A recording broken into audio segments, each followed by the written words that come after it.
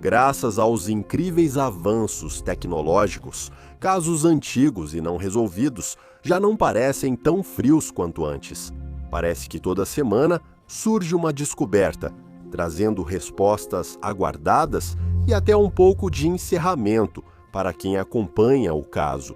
Participe do episódio de hoje enquanto analisamos 3 casos antigos recentemente solucionados.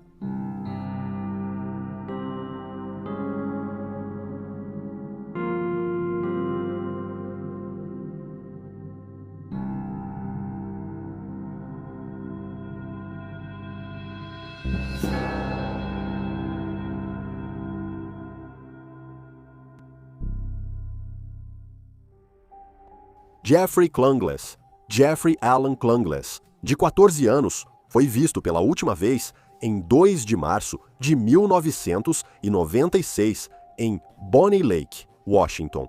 No mesmo dia, sua mãe Susan foi encontrada morta em casa por 41 anos um faz-tudo que disse ter chegado do trabalho e achado o corpo. A família era próxima de Martin Malcolm, conhecido na igreja. Ele ajudava nas tarefas de casa, fazia refeições com a família, jogava com Jeffrey e levava e buscava o adolescente na escola. Em março de 1996, ele passou a incomodar a família. Susan disse a pessoas próximas que sentia que Malcolm abusava da hospitalidade e que o relacionamento dele com seu filho a deixava desconfortável. Malcolm contou aos investigadores que, ao encontrar o corpo de Susan, entrou em pânico e fugiu do local dirigindo o Toyota Camry dela. Sabe-se que ele sacou dinheiro em um caixa eletrônico e levou Jeffrey para cortar o cabelo naquele dia. Mas, quando Malcolm foi encontrado, o adolescente não estava com ele. O homem de 41 anos foi preso e acusado de posse de propriedade roubada, recebendo 45 dias de prisão. Nas semanas seguintes, ele contratou advogado, recusou o polígrafo e não falou com investigadores sobre Susan ou Jeffrey. A morte de Susan foi causada por múltiplos ferimentos por objeto contundente, e Malcolm tinha histórico violento. Em 1980, ele foi condenado por matar a esposa a facadas e agredir 2 amigos dela. Ele ficou 12 anos preso e foi solto em 1992. Por anos, os investigadores suspeitaram que Malcolm estava envolvido no desaparecimento de Jeffrey Clungless e no assassinato de sua mãe, Susan, mas simplesmente não havia provas suficientes para ligá-lo ao caso. A sargento aposentada Lynn Anderson disse à FOX 13: "O Sr. Clungless sabia que essa pessoa provavelmente era a responsável e ainda vivia na mesma região. Ele poderia ir à loja e encontrar quem provavelmente matou sua esposa e filho." Em 2017, finalmente houve um avanço quando coletores de cogumelos na região de Greenwater, no condado de Pierce, descobriram um fragmento de crânio.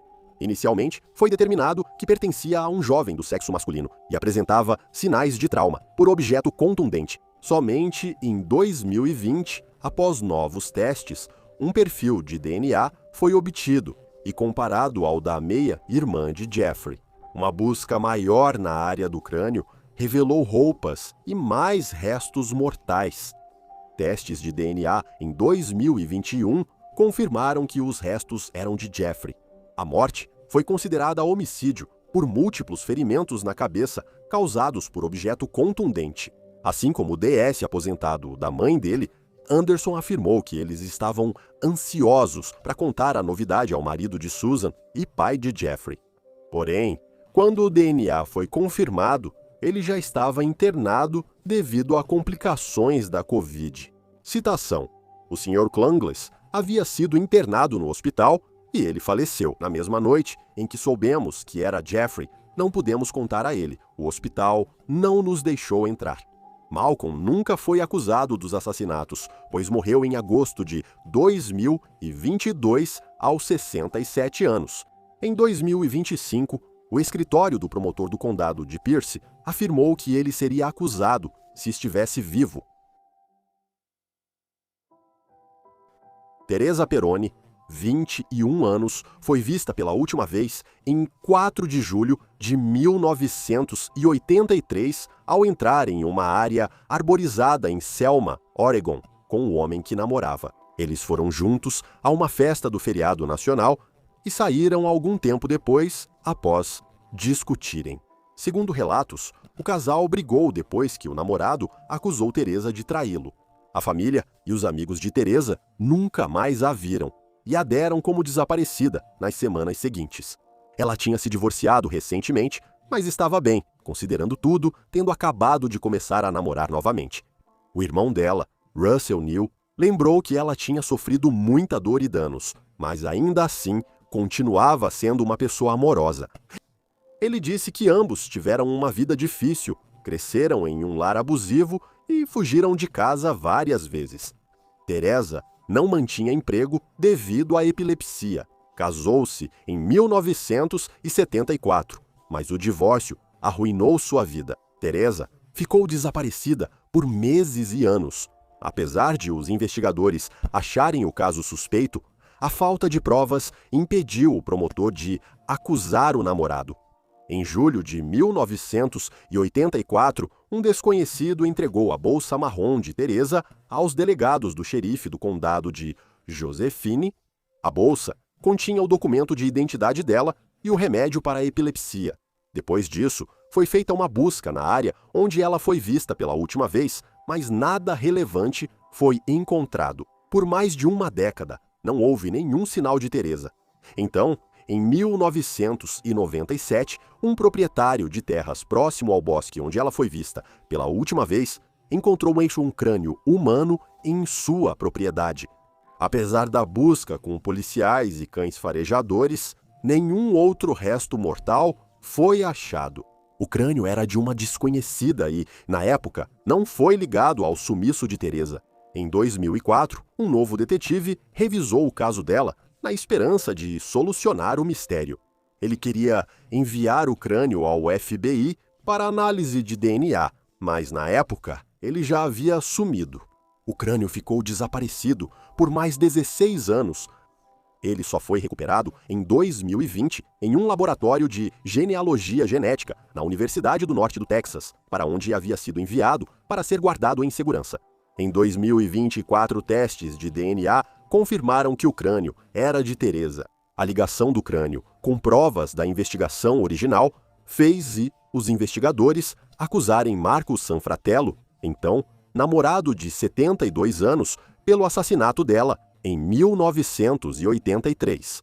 Ele foi preso na Califórnia, onde aguarda a extradição para Oregon. Vale destacar que o assassinato de Teresa não é o único crime dele. Em 1985, apenas 2 anos depois do desaparecimento dela, Sanfratello foi acusado de 2 tentativas de homicídio, estupro e roubo em Reca, Califórnia.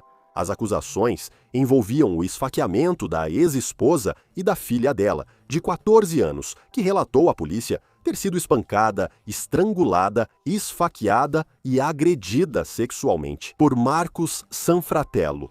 Ele foi condenado por tentativa de homicídio e pegou pouco mais de 15 anos, pena máxima. O irmão de Teresa afirmou que a discussão deles na festa de 4 de julho não foi a primeira briga que o casal teve. A tia dos irmãos já tinha visto Sanfratello ficar muito bravo com Teresa por ela ter entrado para uma igreja. Russell observou que ela entrou para a igreja, em parte, porque sentia que isso poderia ajudá-la a mudar de vida após o divórcio. O caso continua em andamento. Karen Tate, 22 anos, foi vista pela última vez no Natal de 1979, quando tomou uma bebida com a família. Naquele período, Karen cuidava de uma casa onde morava na Barley Street, em Mount Lawley, Austrália Ocidental, após crescer em New South Wales. A casa que ela cuidava ficava na Brookton Highway, em Carragulen. Os familiares disseram que Karen estava de bom humor naquele dia. Dias depois, em 28 de dezembro, ela foi a um baile e a um show ao vivo no North Cotswold Surf Life Saving Club com uma amiga. Após dançar e beber, ela saiu às 23 horas e dormiu na casa de uma amiga. A amiga a deixou em sua própria casa em Mount Lawley, por volta das 11 horas do dia seguinte. Essa foi a última vez que alguém além do assassino viu Karen viva, mas não se sabe quando ela foi dada como desaparecida ou quem registrou o boletim. A polícia concluiu depois que a jovem de 22 anos entrou normalmente em casa, deixando louça suja na pia com um bilhete: "Desculpe pela louça. Estive mal o dia todo." Os investigadores acharam que ela estava de ressaca do show da noite anterior e preparou algo para comer em casa antes de sair. No dia 26 de dezembro, por volta do meio-dia, ou 18H, foi relatado um pequeno incêndio em arbustos perto de Boulder Rock, área popular para piqueniques no Parque Nacional, próximo a Carragulen. Trabalhadores florestais que estiveram no local um dia depois descobriram a origem do incêndio. Encontraram um toco de árvore ainda fumegando, com grama e galhos ao redor. Sobre ele, havia um corpo queimado irreconhecível. A polícia foi acionada e investigadores encontraram um pedaço de madeira ensanguentado perto do local, indicando que a vítima foi espancada até a morte. Outros itens suspeitos foram encontrados nas proximidades, incluindo um lençol amarelo manchado de sangue e uma corda de nylon laranja. Restaram apenas um cinto, uma fivela, um colar de garra de caranguejo e parte de um relógio das roupas da vítima. Parou de funcionar por volta das 18 horas. E 5 de 29 de dezembro, logo após o incêndio ser relatado, a polícia identificou a vítima como Karen Tate, mesmo com o estado do corpo. Eles foram muito ajudados pelos acessórios que não queimaram no incêndio, especialmente o colar de garra de caranguejo, que era um item único que seus amigos e familiares conseguiram identificar imediatamente. A autópsia de Karen revelou que ela morreu devido a um traumatismo craniano e fratura no crânio. Isso aumentou a certeza dos investigadores de que o pedaço de madeira ensanguentado era a arma do crime. O relógio dela indicou bem a hora da morte. Mas, se saiu logo após o meio-dia, onde esteve durante as 6 horas entre esse momento e sua morte, ainda havia muitas lacunas a serem preenchidas nesse quebra-cabeça. A violência e brutalidade envolvidas no caso de Karen fizeram com que ele atraísse muita atenção, o que gerou muitas teorias e boatos. Por seu interesse em ocultismo, especulou-se que o caso da jovem de 22 anos teria relação com bruxaria. Essa ideia ganhou força quando foi descoberto que, no início daquele ano, ela havia participado de uma série de palestras sobre bruxaria. Um informante anônimo disse ao The Daily News que o colar de caranguejo de Karen indicava que quem o usava seria iniciado na magia negra. Outro disse que ela foi morta por praticantes de magia negra. Os amigos da jovem de 22 anos, no entanto, não acreditavam nesse tipo de coisa e também afirmaram que não acreditavam que ela estivesse envolvida em qualquer prática ocultista e que a maior parte do interesse dela se limitava a ler materiais e ouvir palestras. Alguém que assistiu às palestras com ela disse que ela não foi iniciada em nenhum coven e que seu colar não tinha significado real. Amigos e familiares relataram à polícia que Karen frequentemente pegava carona para se locomover. Na verdade, ela pegava carona com tanta frequência que geralmente carregava um capacete com ela para onde fosse. Caso ela tivesse recebido carona de um motociclista, a polícia pediu que testemunhas procurassem quem viu a jovem antes de sua morte. Uma testemunha se apresentou e afirmou que tinha visto ela em uma bicicleta com outra mulher em uma pequena cidade próxima a Brookton Highway chamada Rollstone. No entanto, foi um caso de identidade equivocada, pois essas duas mulheres foram identificadas e localizadas pela polícia. Em 3 de janeiro de 1980, menos de uma semana após a morte de Karen, outra testemunha contatou a polícia sobre essa garota.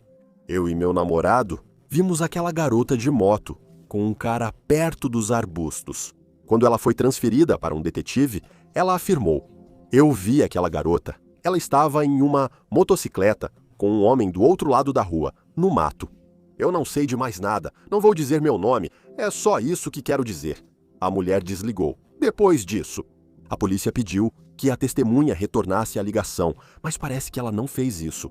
Infelizmente, apesar do que ela viu ser válido, não forneceu nada útil aos investigadores sobre o motociclista. Ter moto era comum na época, e faltaram informações sobre o homem ou a moto. A polícia pouco pôde fazer com o relato, e o caso de Karen ficou décadas sem solução. Só em 2023, as autoridades anunciaram que um perfil de DNA de um homem havia sido extraído das evidências da cena do crime e que uma busca estava em andamento, o que levaria à identificação desse homem. A equipe de genealogia investigativa da Polícia da Austrália Ocidental usou um banco de dados genealógico público e identificou alguns parentes genéticos dele. Uma árvore genealógica de cerca de 10.000 pessoas foi compilada e depois reduzida. Um suspeito, Terence John Fisher, morreu de causas naturais em 2000 aos 50 anos. Investigadores já divulgaram um perfil detalhado de Terence John Fisher, mas buscam mais informações para entender melhor seus movimentos e rotinas. Ao serem perguntadas sobre ele ser um serial killer, as autoridades disseram não querer usar esse termo. Evidências mostram que ele pode ter participado de outros 2 assassinatos, sendo suspeito nas mortes de Barbara Weston em 1986 e Carrie Turner em 1991.